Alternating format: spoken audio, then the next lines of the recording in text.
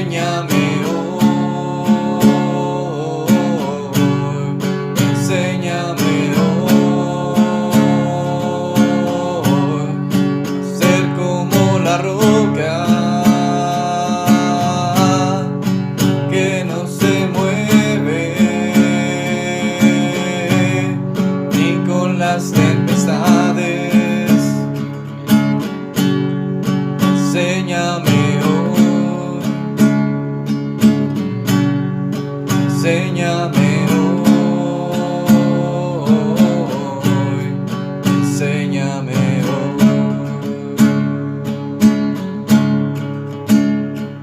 Tú amas la alabanza en los íntegros de corazón. Te gozas y te deleitas en el canto de los justos. Tú amas la alabanza en los íntegros de corazón.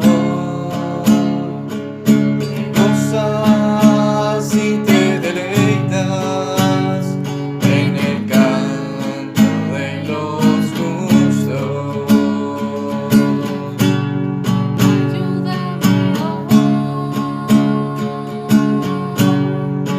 A no doblarme contra los vientos y las dificultades, a no venderme y no deshonrarte, a no ponerle precio a tus verdades. Ayúdame hoy a ser como la roca que no se mueve ni con las tempestades. Enséñame hoy, enséñame hoy, enséñame hoy, enséñame hoy a ser como la roca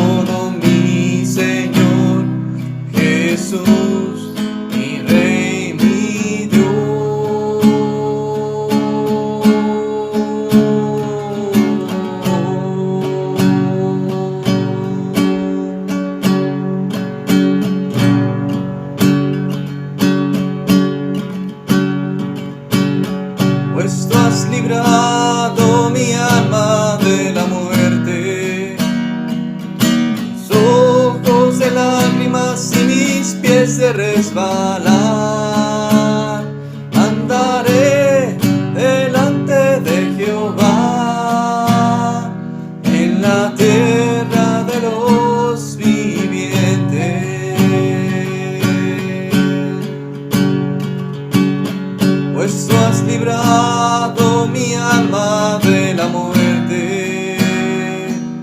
Mis ojos de lágrimas y mis pies de resbalar. Andaré delante de Jehová, la tierra de los vivientes.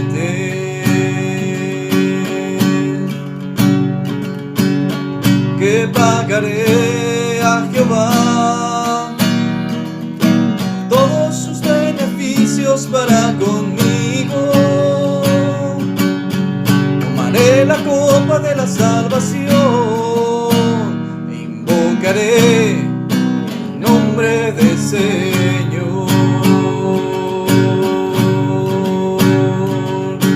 Libérame, libérame, en tus manos dejo yo mi ser. Libérame, libérame, con tu formidable poder.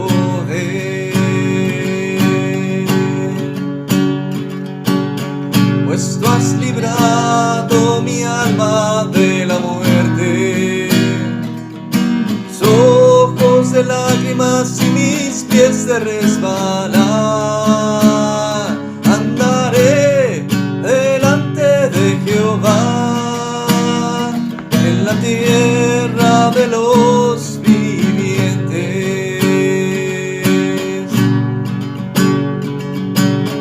Que pagaré a Jehová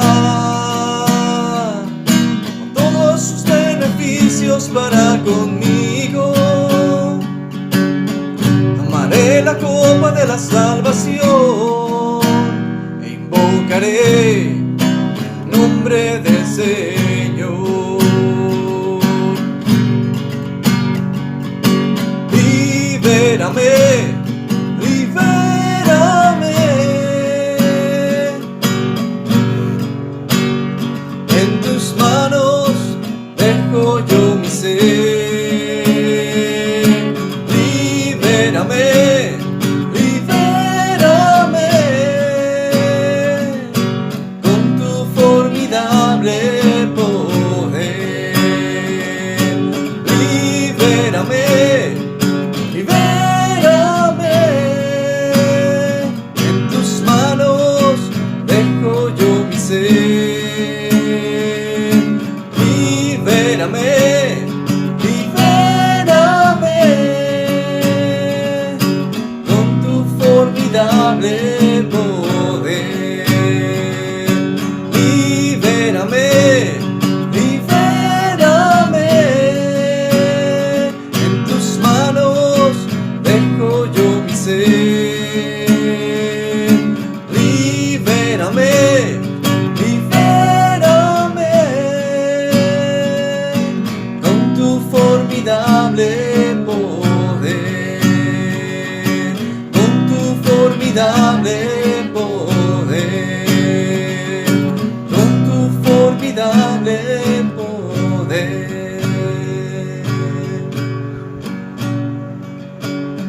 Que pagaré a Jehová todos sus beneficios para conmigo.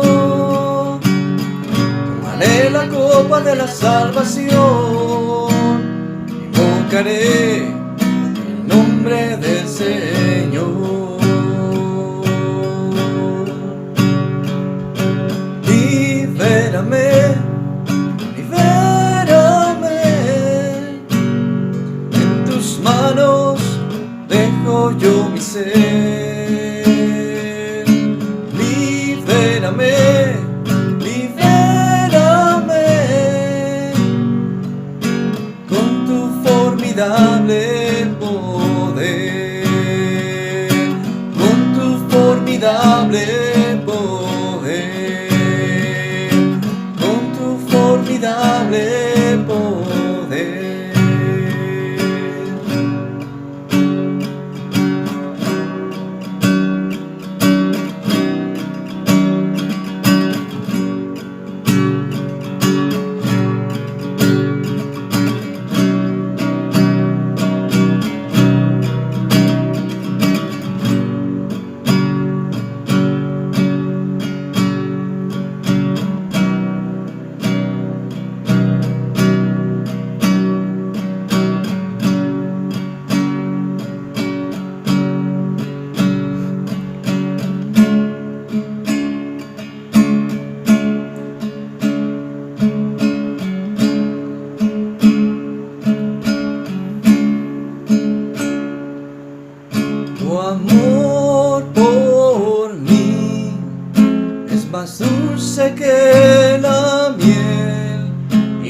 misericordia es nueva cada día. Tu amor por mí es más dulce que la miel, y tu misericordia es nueva cada día. Y es por eso que te alabo, y es por eso que te sirvo, y es por eso que te doy todo mi amor. Y es por eso que te alabo, y es por eso que te sirvo, y es por eso que te doy todo mi amor.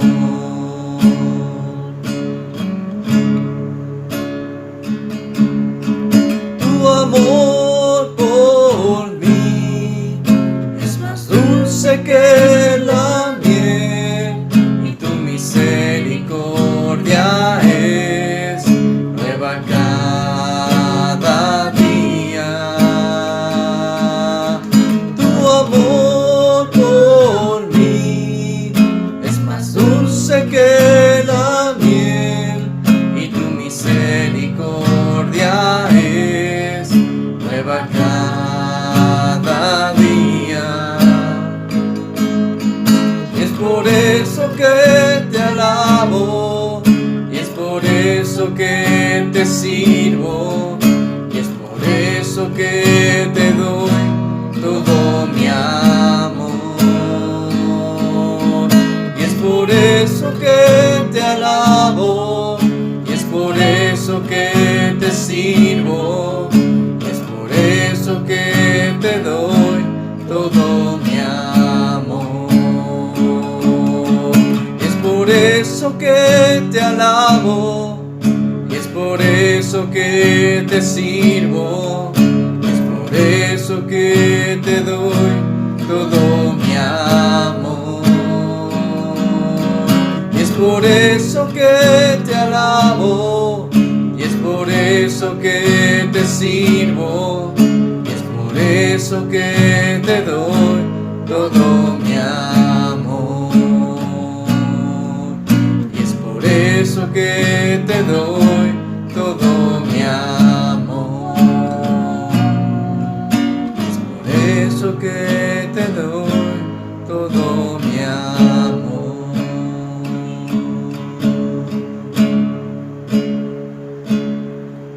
Y es por eso que te alabo, y es por eso que te sirvo, y es por eso que te doy todo mi amor.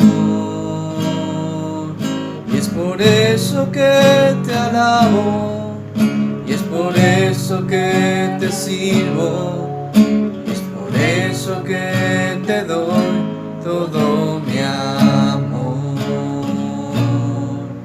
Y es por eso que te doy todo mi amor. Y es por eso que te doy todo mi amor. Y es por eso que te doy todo mi amor.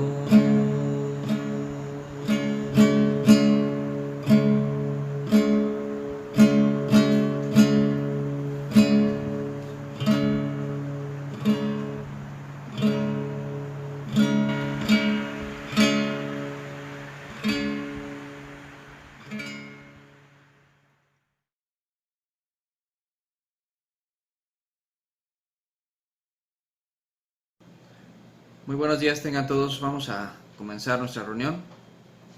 El día de hoy vamos a continuar hablando algunos aspectos acerca de la fe y acerca de lo que representa el caminar con el Señor. El día de hoy vamos a tratar un tema que es muy interesante, muy importante como todo lo que viene en la Escritura, que es sobre el cuerpo en Cristo. El cuerpo en Cristo. Tratar de entender qué representa. Me gustaría que pudiéramos empezar con una historia que viene en la Escritura. en el libro de Lucas 18. Lucas 18, versículo 10. Dice, 2 hombres subieron al templo a orar.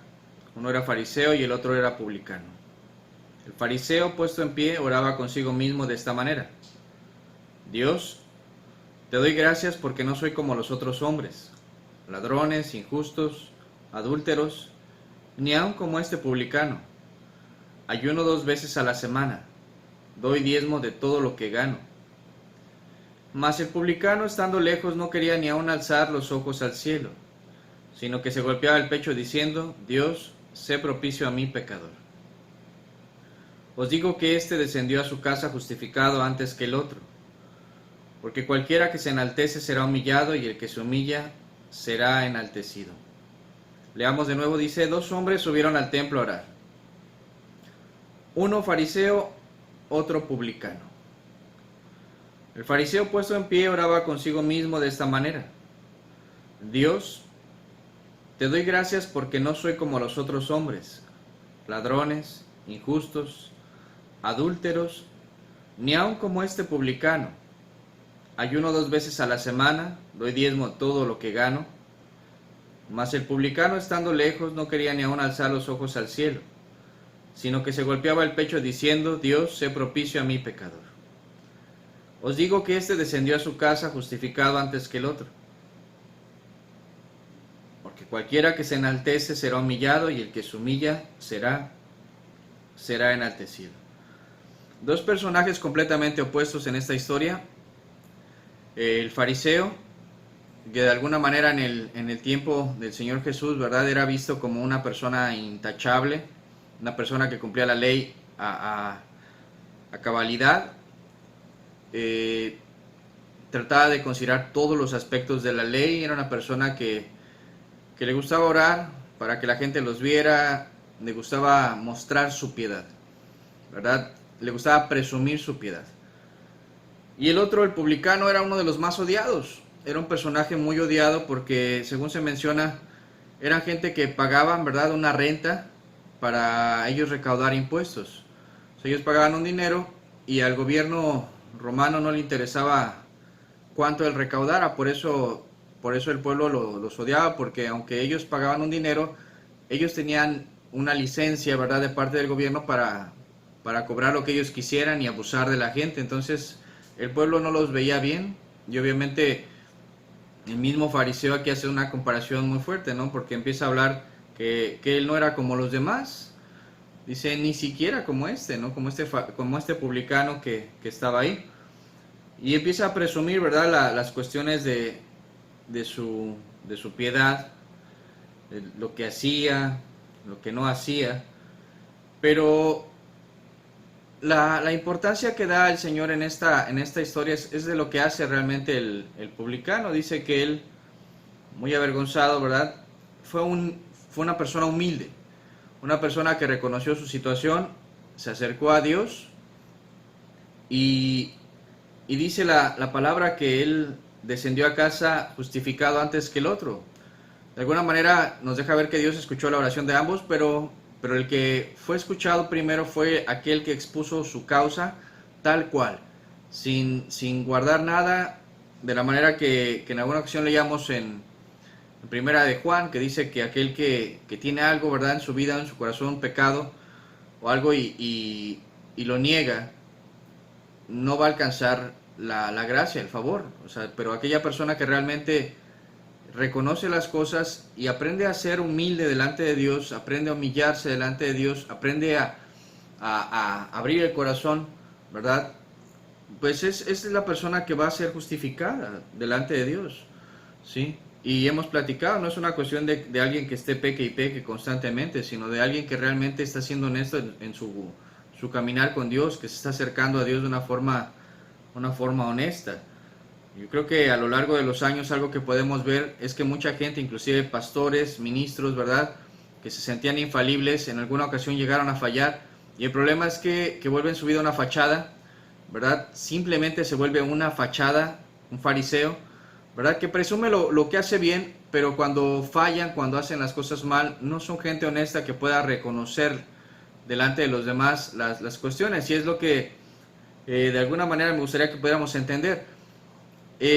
Lo que sucede en esta historia es algo que acontece en nuestros días, y por lo cual, en vez de que haya una iglesia, un cuerpo, y que realmente se busquen las cosas como deben de ser, hay muchas ideas, hay muchas doctrinas, está el cuerpo completamente desmembrado, ¿verdad?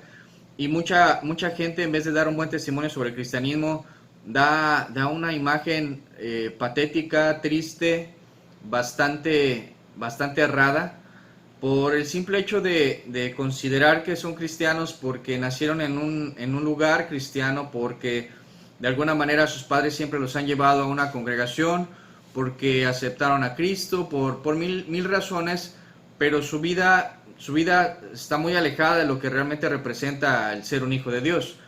Entonces, tiene mucho que ver porque, le decía, este personaje, el publicano, era una persona odiada, y si recordamos, dentro de los discípulos del maestro, ¿verdad? Él buscó personajes como estos publicanos, para que la gente entendiera que él se acercaba a cualquiera, ¿sí? Aún a la gente más odiada, y que tenía la oportunidad realmente de cambiar si ellos decidían dejar su mala manera de vivir, sus viejas prácticas de pecado, y cambiaban y confiaban en el Señor Jesús. Realmente es importante entender que tenemos que quitarnos muchos prejuicios. Vamos a tratar de entender. Hay ideas, les decía, siempre a veces radicalizadas, completamente opuestas, ¿verdad? De aquellos que piensan que alguien que alguna vez obtuvo la gracia del Señor y la misericordia de Dios, nunca, ¿verdad?, va a perder esto, y aunque peque y haga mil maldades, va a ir al cielo. Ya hay gente que le cierra las puertas del cielo por cualquier situación a otros. Yo creo que es tratar de entender lo que realmente representa, y entre las ideas de unos y las ideas de otros, pues se forman las denominaciones que conocemos hasta el día de hoy, con algunas ideas. Otros piensan diferente, otros creen que te vas a ir al infierno, ¿verdad?, si tocas un instrumento, si no tocas un instrumento, si te cortas el pelo, no te cortas el pelo, si usas determinada ropa o no, y se pierde la esencia real de lo que representa el evangelio. Se pelean por cuestiones que realmente son necias, y se deja de ver el alma, ¿sí? Se deja de ver realmente lo importante de lo que viene en la Escritura, y al final de cuentas mucho de eso tiene que ver por desconocer la palabra de Dios. Vamos a leer Efesios capítulo 4, lo que nos dice la Escritura en Efesios 4. Vamos a estar recordando algunos versículos. Posiblemente para algunos digan, ya lo leímos, ya lo vimos. La verdad es que al final de cuentas siempre los versículos no son una parte así como que de una sola enseñanza, sino que nos van a transmitir siempre algo que complementa. La palabra se complementa a sí misma y nos deja ver la voluntad de Dios. Efesios 4:11 dice la palabra: y él mismo constituyó a unos apóstoles, a otros profetas, a otros evangelistas, a otros pastores y maestros, a fin de perfeccionar a los santos para la obra del ministerio, para la edificación del cuerpo de Cristo, hasta que todos lleguemos a la unidad de la fe, hasta que todos lleguemos a la unidad de la fe y del conocimiento del Hijo de Dios, a un varón perfecto, a la medida de la estatura de la plenitud de Cristo, para que ya no seamos niños fluctuantes, llevados por doquiera de todo viento de doctrina, por estratagema de hombres que para engañar emplean con astucia las artimañas del error, sino que siguiendo la verdad en amor, crezcamos en todo en aquel que es la cabeza, esto es, Cristo, de quien todo el cuerpo, bien concertado y unido entre sí por todas las coyunturas que se ayudan mutuamente según la actividad propia de cada miembro, recibe su crecimiento para ir edificándose en amor. Esto pues digo y requiero en el Señor, que ya no andéis como los otros gentiles que andan en la vanidad de su mente, teniendo el entendimiento entenebrecido, ajenos de la vida de Dios por la ignorancia que en ellos hay, por la dureza de su corazón. Aquí nos da una pauta importantísima para entender que el Señor Jesús es el que ha repartido los dones, los talentos, el que ha permitido, ¿verdad?, que haya entre nosotros apóstoles en su tiempo, profetas, evangelistas, pastores, maestros, personas que nos ayuden a crecer, dice, perfeccionando a los santos en la obra de ministerio, para que todos lleguemos a la unidad de la fe y del conocimiento del Hijo de Dios, para que todos lleguemos, ¿verdad?, al conocimiento, a la unidad de la fe, a la estatura de un varón perfecto, a la medida de la estatura de la plenitud de Cristo. Ya no ser niños fluctuantes llevados por doquiera. ¿Verdad? Que viene alguien y te habla y te dice algo y como dicen por ahí, te mueve el tapete, y viene alguien que también habla muy bonito, sabe demasiado y te mueve el tapete. No se trata de eso, no se trata de quién te lo diga, sino realmente qué es lo que tú crees. ¿Cuáles son las convicciones que han sido formadas en tu corazón? Porque menciona aquí, ¿verdad?, que hay personas que cuando vienen y empiezan a mover todas las cosas, todo viento de doctrina, dice aquí, dice, usan el engaño, ¿verdad? El engaño por medio de la astucia para que la gente les crea a ellos y no a Cristo. Y esto estamos hablando del tiempo de Pablo, ¿verdad? Y ahorita sigue lo mismo. Sigue lo mismo. Tenemos que comprender que a lo que nos debe de llevar una enseñanza de quien sea es a Cristo, a la unidad de la fe, unidad de la fe. Cuando crea divisiones está la situación mal. Realmente no está buscando lo que la Escritura busca, lo que Dios por medio de la palabra busca.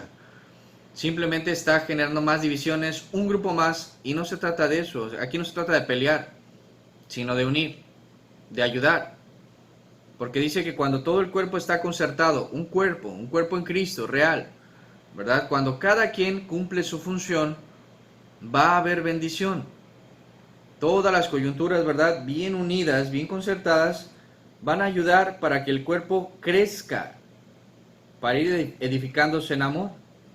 Y dice, ya no más como la gente que desconoce voluntariamente a Dios.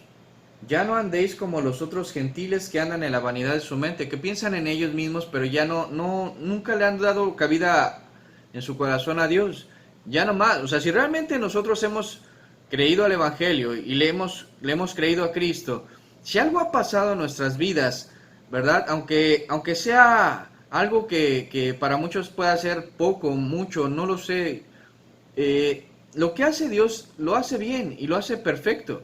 Si el Señor está afectando nuestra vida por medio de la palabra, y hay cambios en nuestro ser, porque Dios nos ha convencido de ello, porque Dios ha transformado en nosotros el corazón, dice, ya no pensemos como antes ni como los otros que están en la vanidad de su mente, ¿verdad? Sino que podamos confiar en que Dios nos está preparando para que todos tengamos el mismo nivel de fe, el mismo conocimiento de Él. Lleguemos a la estatura del varón perfecto, ya no más de la forma que dice aquí, que por la ignorancia que hay en la gente, ¿verdad?, acerca de Dios, ajenos de la vida de Dios, dice, tienen el corazón duro, entenebrecido. Ya no podemos vivir de esa manera, ya no más, ¿sí? Ya no es una cuestión solo de ideologías o de ciertas creencias.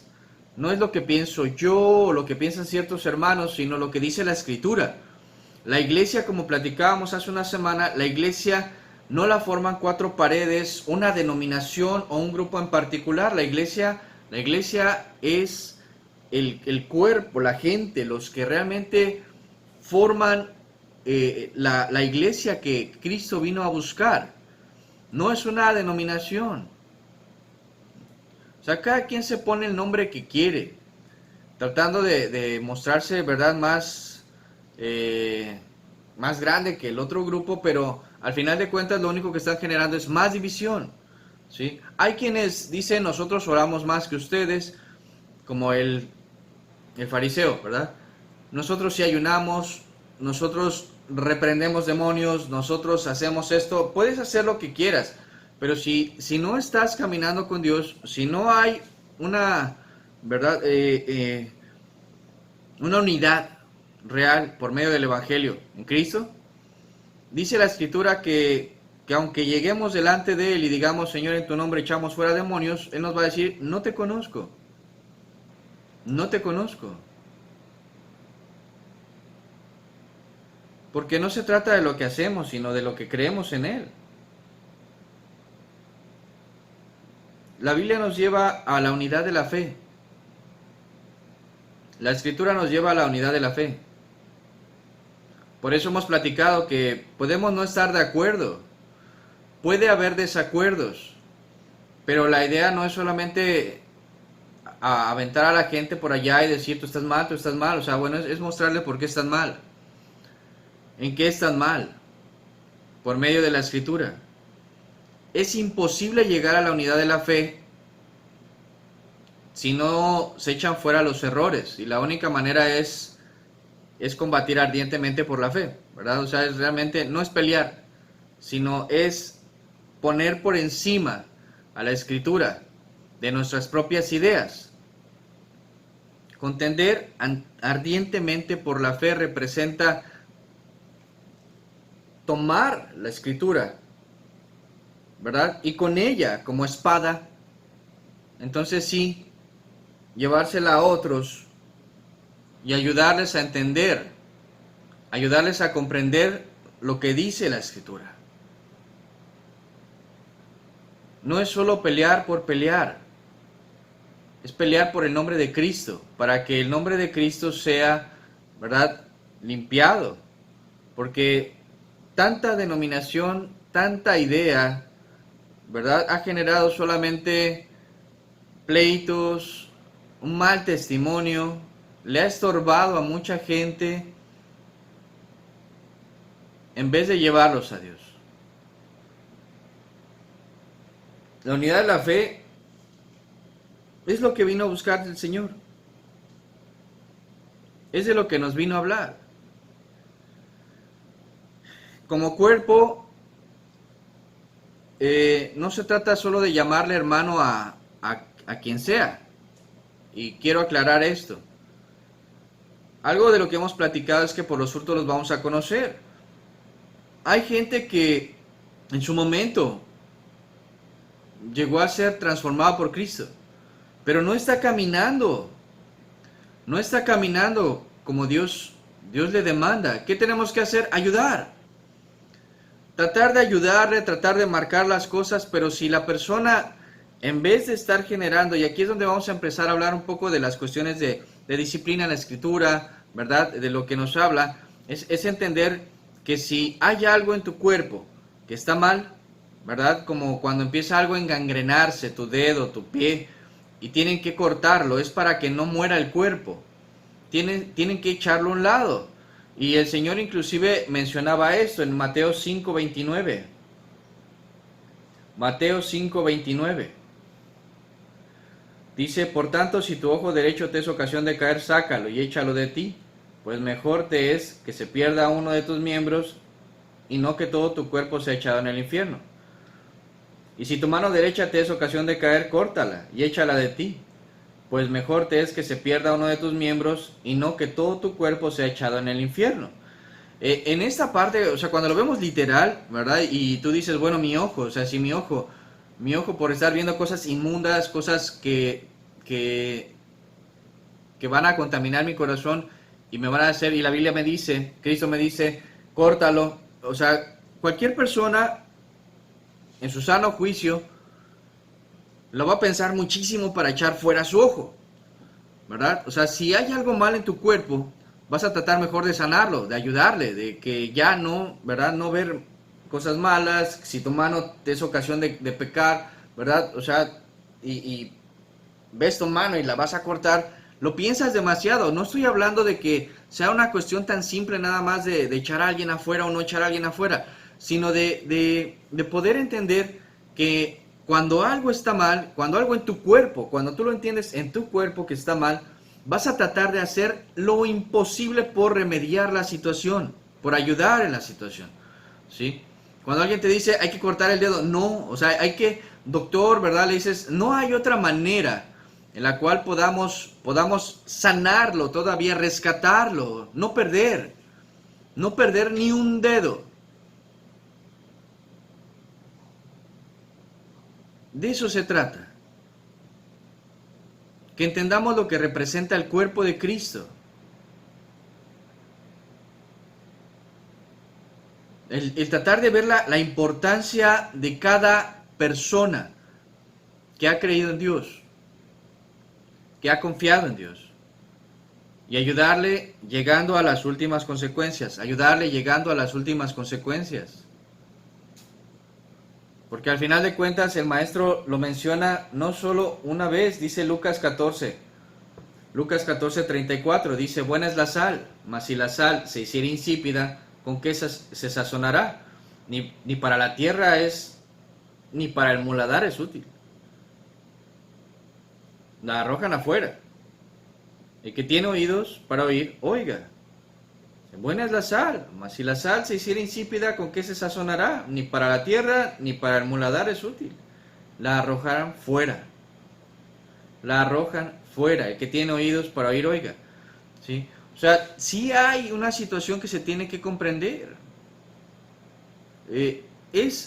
No sé qué tan común sea para algunos, pero yo sí lo he escuchado en varios lugares donde hablan acerca de los hermanos carnales, ¿no? O sea, los hermanos carnales, no refiriéndose a los de la misma sangre, sino a hermanos en la fe que se la pasan pecando, que se la pasan haciendo maldades, que se la pasan, ¿verdad?, haciendo cosas egoístas o lastimando a la gente, ¿verdad?, siendo personas que manifiestan amargura, pleitos, disensiones, egoístas, o sea, que se nota en su vida constantemente algo así, y les dicen hermanos carnales porque no muestran una vida espiritual. La verdad es que yo no le veo nada de hermano. Carnales sí, tienen una mente carnal, ¿sí? Y si tienes una mente carnal, no estamos hablando de que tenga una mente espiritual. Por eso, inclusive el maestro le decía a uno de los principales de la sinagoga, es necesario que nazcas, y que nazcas de espíritu, porque lo que es de la carne es carne, y lo que es del espíritu es espíritu. Y el espíritu se opone a la carne, a las obras de la carne. Entonces, no, honestamente, yo en lo particular no concuerdo con ese tipo de apodos que se le da a ciertas personas y se les dice hermanos carnales. La verdad es que no le veo por dónde. O eres hermano o eres carnal, ¿sí? O sea, o eres una persona espiritual o eres una persona que sigue en el mundo. Y de eso también nos habla la Escritura cuando dice que hay personas que inclusive cuando dejan de ver lo importante de añadir, ¿verdad?, fe, virtud, paciencia a su vida constantemente, cuando dejan de ver esto, dice, son gente que se ha olvidado inclusive del perdón de sus pecados, gente que está ciega, ¿sí? O sea, que ya no ve lo espiritual, entonces se ha vuelto a lo carnal. Entonces, es muy peligroso algo así. Ahora, esto no se da de la noche a la mañana. Si una persona realmente fue redimida de sus pecados y va en un descenso de su vida espiritual, hay focos rojos que se van dando. Quienes lo ven, los que están a su alrededor, la gente con la que convive. Por eso es importante de alguna forma estar en comunión. ¿Para qué? Para poder ver lo que hay en nuestras vidas. Cuando una persona se empieza a aislar y se empieza a hacer a un lado y se empieza a desaparecer de una comunidad, ¿verdad? Es porque ya no quiere que esa persona, que los demás vean su vida, su estilo de vida, que no lo escuchen, porque de la abundancia del corazón habla la boca. Entonces, en un diálogo, una situación, se va a empezar a notar realmente lo que está sucediendo en la vida de esta persona y se empiezan a aislar. Por eso el mismo maestro decía que él no vino a condenar, sino que la palabra es la que nos condenaba, porque vino la luz y la gente, en vez de acercarse a la luz, se quedaban las tinieblas, para que sus obras no fueran reprendidas, ¿sí? Es lo que sucede. Entonces, cuando alguien ve que otra persona está incurriendo en alguna falta, tiene la obligación, por amor, de hablar con esa persona y arreglar las cosas que se tengan que arreglar. Le decía, hasta las últimas consecuencias. Esta no es una cuestión nada más de decir, ya, bueno, ya hay que haga lo que quiera. Bueno, si realmente me interesa su alma, tengo que ver por esa persona. A menos de que la persona decida y diga, no, ya no quiero ayuda. No quiero ayuda. ¿Y sucede eso? Sí sucede, y no solo ahorita, ha sucedido desde mucho tiempo. Dios ha querido bendecir siempre, ¿verdad? En los profetas, ¿qué es lo que se ve en el común denominador con los profetas? Vuélvete a Dios. ¿Por qué? Porque se habían alejado de Dios. Viene un profeta y te empieza a hablar de parte de Dios. ¿Para qué? Para que regreses a Él. Para que vuelvas a Él. Te habla por medio de su palabra. Te habla, ¿verdad? De parte de Dios. Entonces, cuando vemos en la Escritura, en los profetas, que le hablaban al pueblo y le decían, vuélvete, regresa, lo único que vemos es la buena voluntad de Dios. Y la buena voluntad de Dios no ha cambiado. Pero es muy triste ver que después de una promesa muy grande, de una bendición que Dios promete, dice, pero no quisiste. El mismo Señor Jesús, cuando le decía a la gente que había creído en Él, escudriñad las Escrituras porque en ellas os parece que tenéis la vida eterna, dice, pero no quisiste. Eso sucede constantemente. Hay gente que no quiere. No se deja ayudar, no quiere que le ayuden. Entonces, en una cuestión así es muy complicado, porque en la misma Escritura nos enseña en el libro de Santiago, ¿verdad? Que Dios rechaza al soberbio. Él da mayor gracia a los humildes, pero es muy complicado, ¿verdad? Que se le pueda ayudar a una persona que está con una actitud soberbia, que rechaza la ayuda, que no es humilde de corazón. Por eso, inclusive, cuando leíamos la historia del publicano, el publicano le decía, sé propicio a mí, pecador. Estaba reconociendo, estaba abriendo su corazón y le decía realmente lo que había en su vida a Dios. Y le decía, ese varón regresó justificado antes que inclusive el otro que se decía muy bueno. Porque se requiere humildad, se requiere reconocer. Para llegar a la unidad de la fe, tiene que haber un mismo corazón, un mismo sentir, como estudiábamos. Y para tener ese sentir, pues tenemos que echar fuera todo lo que estorba y dejar que Dios haga la obra en nosotros. Vamos a leer una historia en el libro del profeta Ezequiel, Ezequiel 37. Vamos a leer desde el versículo 1, dice así: La mano de Jehová vino sobre mí, y me llevó en el espíritu de Jehová, y me puso en medio de un valle que estaba lleno de huesos, y me hizo pasar cerca de ellos por todo en derredor, y he aquí que eran muchísimos sobre la faz del campo, y por cierto secos en gran manera. Y me dijo, Hijo de hombre, ¿vivirán estos huesos? Y dije, Señor Jehová, tú lo sabes. Me dijo entonces, profetiza sobre estos huesos, y diles, huesos secos, oíd palabra de Jehová. Así ha dicho Jehová el Señor a estos huesos, he aquí yo hago entrar espíritu en vosotros, y viviréis. Y pondré tendones sobre vosotros, y haré subir sobre vosotros carne, y os cubriré de piel, y pondré en vosotros espíritu, y viviréis, y sabréis que yo soy Jehová. Profeticé pues, como me fue mandado, y hubo un ruido mientras yo profetizaba, y he aquí un temblor. Y los huesos se juntaron, cada hueso con su hueso.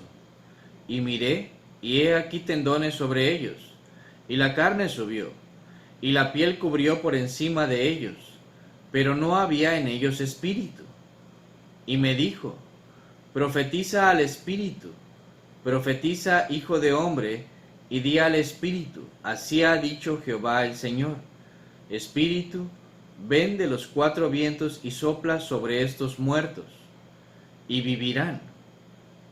Y profeticé como me había mandado, y entró el espíritu en ellos, y vivieron, y estuvieron sobre sus pies, un ejército grande en extremo.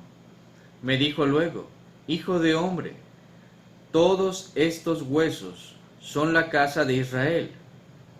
He aquí ellos dicen, nuestros huesos se secaron y pereció nuestra esperanza y somos del todo destruidos. Es una historia sorprendente, muy fuerte, una visión yo creo muy fuerte para el profeta, pero el Señor lo que intentaba transmitir y lo que intenta transmitir hasta nuestros días es que para Él no hay imposibles. Para Él no hay imposibles. No lo hay. No solo en el Antiguo Testamento menciona cosas como estas, sino en el Nuevo también. huesos secos, muerte total, sin esperanza alguna. Dice, un valle lleno de huesos. Y después dice, y por cierto, secos en gran manera, secos en gran manera. Y de ellos, de ese tipo de huesos, el Señor le dice, profetiza, porque les voy a dar vida. Les voy a dar vida. Unió primero los huesos, formó el cuerpo, y sobre el cuerpo sopló espíritu, y le dio vida. ¿A quiénes? Dice, estos huesos son la casa de Israel. Imagínense, o sea, el pueblo de Dios decía, nuestros huesos se secaron, pereció nuestra esperanza, somos de todo destruidos. Ellos no tenían esperanza, no se sentían con esperanza, y Dios les estaba diciendo, por favor, confía en mí, confía en mí, confía en mí. Formar un cuerpo, un pueblo,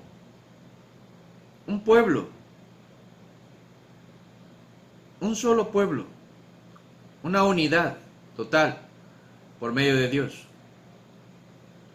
Pero necesitamos creer. En nuestros días es algo similar. En Hebreos 12:11 dice la palabra, es verdad que ninguna disciplina al presente parece ser causa de gozo, sino de tristeza, pero después da fruto apacible de justicia a los que en ella han sido ejercitados. Por lo cual, levantad las manos caídas y las rodillas paralizadas, y haced sendas derechas para vuestros pies, para que lo cojo no se salga del camino, sino que sea sanado. Seguid la paz con todos y la santidad, sin la cual nadie verá al Señor. Habla de disciplina. Es verdad que ninguna disciplina al presente parece ser causa de gozo, sino de tristeza. Pero después da fruto apacible de justicia a los que en ella han sido ejercitados. O sea, una persona que está actuando mal y que es corregida es disciplinada. Es disciplinada. La disciplina no es para destrucción. Dios, dice la Escritura, que corrige a los que ama. Azota a los que él toma por hijos. Y si recibes la disciplina, eres tomado por hijo. Y a la verdad, ninguna disciplina, dice el presente, parece ser causa de gozo. O sea, no es algo agradable que te llame la atención, que te digan algo, que traten de corregir. Cuando es en Cristo.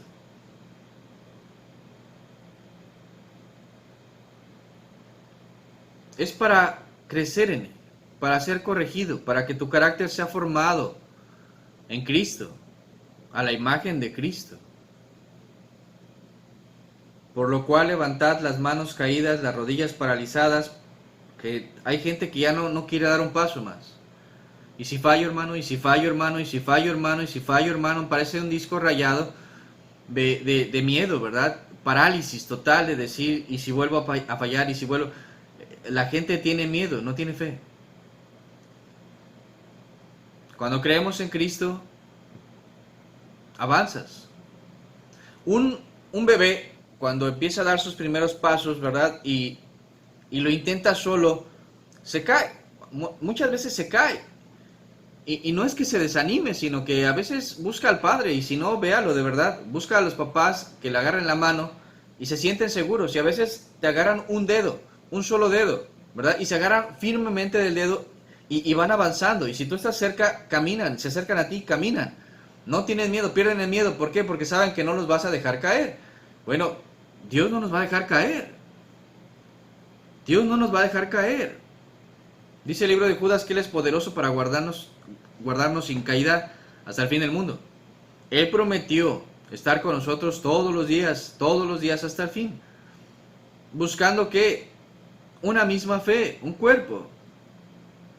Levanta las manos, las rodillas paralizadas y haz sendas derechas para tus pies, para que lo cojo no se salga del camino, sino que sea sanado. Y entonces sí podamos seguir la paz con todos, la santidad y poder ver a Dios, poder ver al Señor, cumplir realmente el propósito llegar con Él. El poder ayudarnos unos a otros a llegar con Él. Los tiempos son malos, sí, y los tiempos seguirán malos. Pero nuestro Dios es poderoso. Si Él puede levantar y dar vida a huesos secos, ¿qué no hará con nosotros? ¿Qué no hará con nuestras vidas? El Evangelio de Juan, capítulo 11, versículo 24 dice: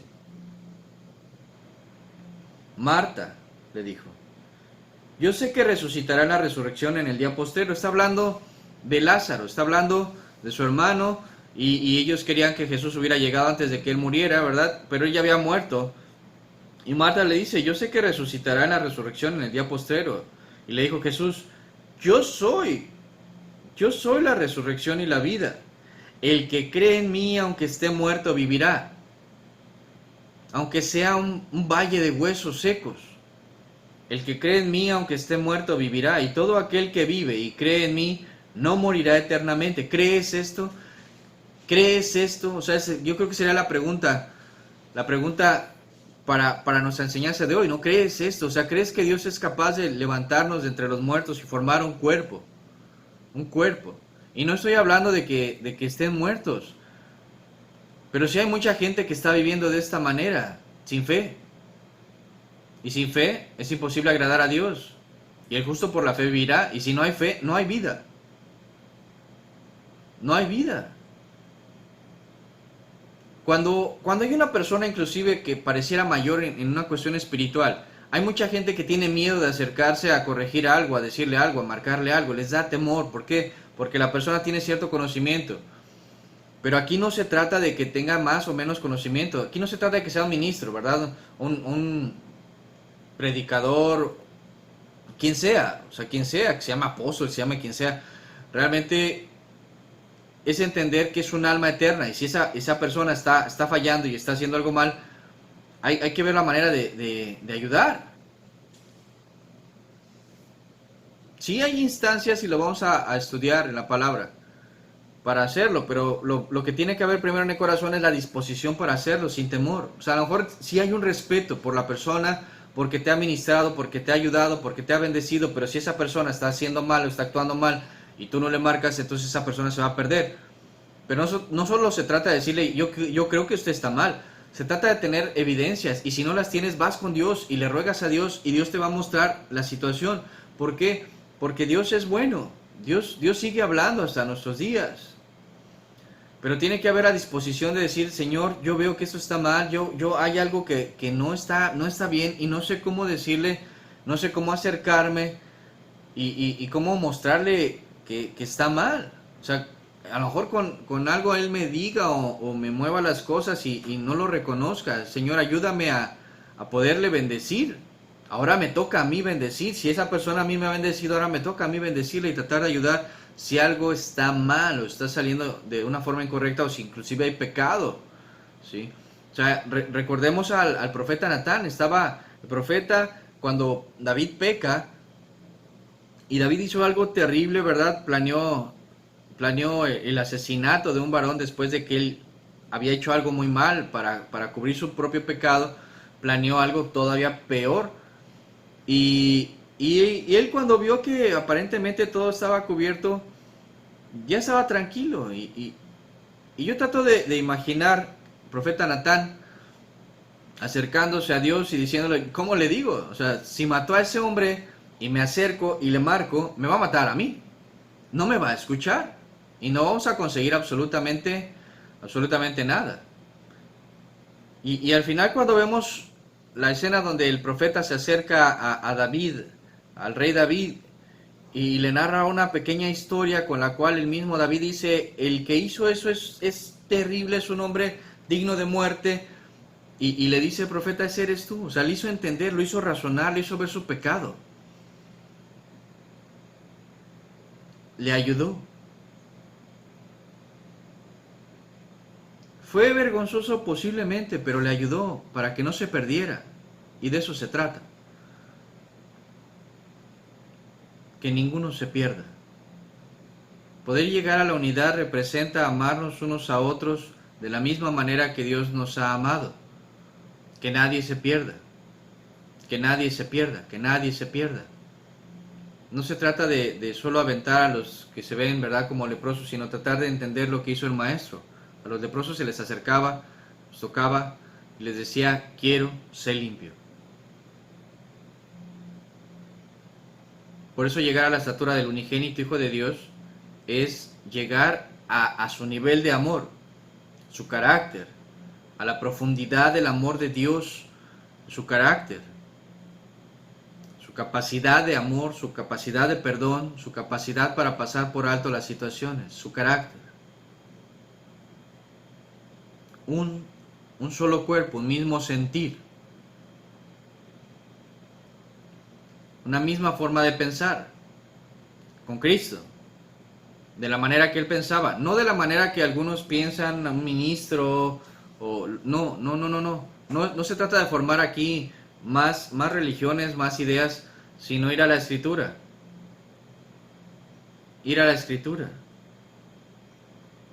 voltear a ver a Cristo, entender en ella, y si no entiendo algo, buscamos consejo, buscamos ayuda en algún hermano a que le tenga confianza, al que yo vea que su testimonio, ¿verdad?, me refleja algo de parte de Dios, que yo creo que a lo mejor me pueda aclarar alguna duda. O sea, esto no se trata solo de ministros, se trata de acudir a alguien en el que tienes confianza, y eso se va haciendo una cadena de confianza, ¿verdad? Se van reforzando lazos, y mientras más confianza haya, es más fuerte la relación, es más fuerte realmente el amor que se va entrelazando entre unos y otros, ¿sí? ¿Por qué? Porque no nos vamos a destruir, no buscamos destruirnos, el enemigo es lo que busca, destruir, que nos destruyamos, ¿verdad? Lo que genera en las ideas de ministros, cuando viene la ceguera espiritual, es destruir, deshacerse del que se ve problemático, ¿verdad? Del que me da más problemas, del que me causa hasta incomodidad. O sea, es el que hace eso, el que se deshace fácilmente de los demás, tiene un corazón entenebrecido, tiene un corazón muy duro, no le gusta lidiar. O sea, imagínense el Señor cómo trató a sus discípulos, y a cada rato, ¿verdad? Era, ¿hasta cuándo se he de soportar? Pero nunca los dejó, nunca los abandonó. Hombres de poca fe, sí les llamaba la atención, sí les marcaba las cosas, pero Él oraba por ellos mucho. Inclusive al final decía, Padre, los que me diste, aquí están. Y ellos fueron los encargados de llevar el evangelio a los demás. Dios los amó, Jesús los amó, Jesús los guardó, Jesús los preparó, Jesús les enseñó. Les dio la promesa del Espíritu para que fueran renovadas sus vidas, su entendimiento, y pudieran hacer la voluntad de Dios, que tuvieran un mismo sentir. Y cuando fallaba, ¿verdad?, la Escritura nos deja el testimonio de Pedro, cuando él inclusive empieza a hacer y comportarse de forma incorrecta, y Pablo lo ve. Pablo era relativamente nuevo en la situación a comparación de Pedro, y es Pablo el que reprende a Pedro, pero no hubo división, no hubo una separación, sino que realmente, como fue en Cristo, lograron unir una forma de pensar. Porque esto no se trata de quién es más grande o quién es más pequeño, o quiénes pueden más o quién sabe más. Esto se trata de amarnos unos a otros como Cristo nos amó a nosotros. De eso se trata. Ser un cuerpo en Cristo. Un solo cuerpo en Cristo. ¿Le parece si oramos? Vamos a seguir hablando de este punto, de lo que representa. Pero es importante creer, o sea, el que cree en mí, aunque esté muerto, vivirá. Y todo aquel que vive y cree en mí no morirá eternamente. ¿Crees esto? O sea, ¿realmente lo creemos? ¿Creemos que podemos ir a Dios? ¿Creemos que tenemos acceso al Padre? ¿Creemos que puedo ir directamente a Él para no solo aclarar dudas, para hacer peticiones, sino para aprender de Él, para parecerme más a Él, para estar más cerca de Él, para sobrellevar todas las situaciones difíciles que estamos viviendo en Él, para poder descansar en Él, para echar toda mi ansiedad en Él, para poder de verdad de verdad caminar con Él y parecerme a Él y poder hacer la obra del Señor, confiando en Él, confiando en Él.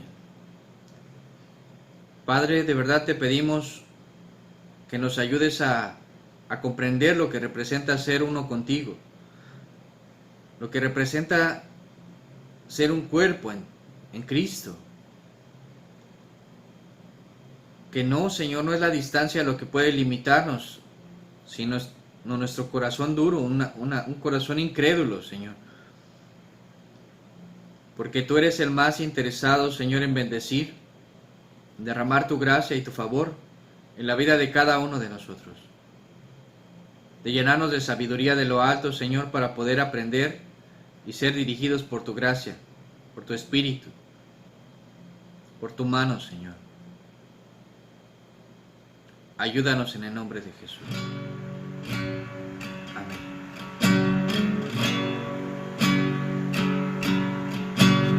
Pídeme lo que quieras sin temor.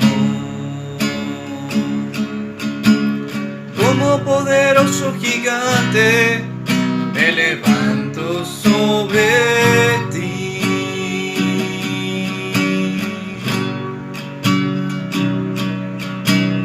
Pídeme lo que quieras sin temor. Como poderoso gigante me levanto sobre ti.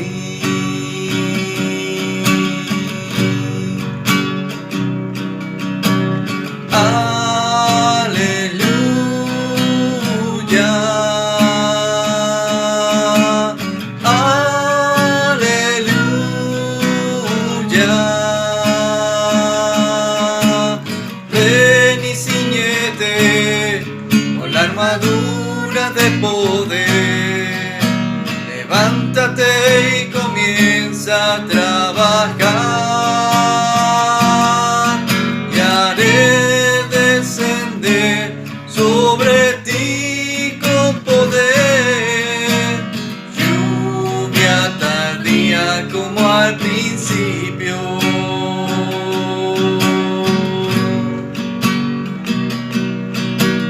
Porque mi amor es tan grande, nunca te abandonaré.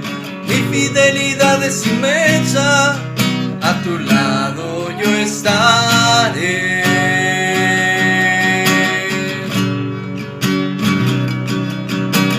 Porque mi amor es tan grande, nunca te abandonaré. Mi fidelidad es inmensa, a tu lado yo estaré.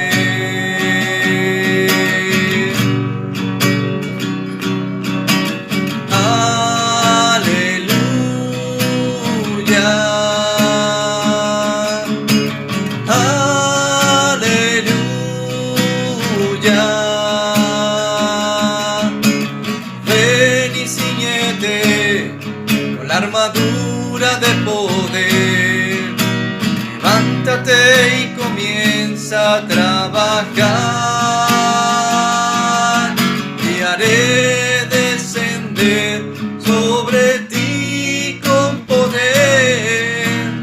Lluvia tardía como al principio. Ven y ciñete con la armadura de poder. Levántate y comienza a trabajar. Y haré descender sobre ti con poder. Lluvia tardía como al principio.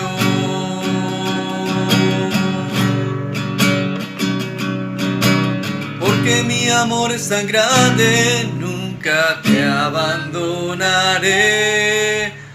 Mi fidelidad es inmensa, a tu lado yo estaré.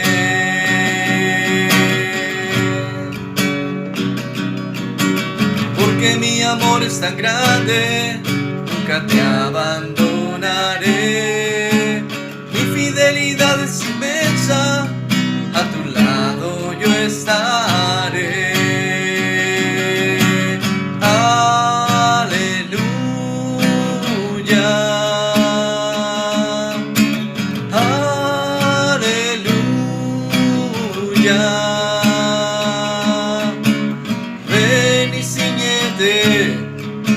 armadura de poder. Levántate y comienza a trabajar. Y haré descender sobre ti con poder, lluvia tardía como al principio. Y haré descender sobre ti con poder, lluvia tardía como al principio. Lluvia tardía como al principio.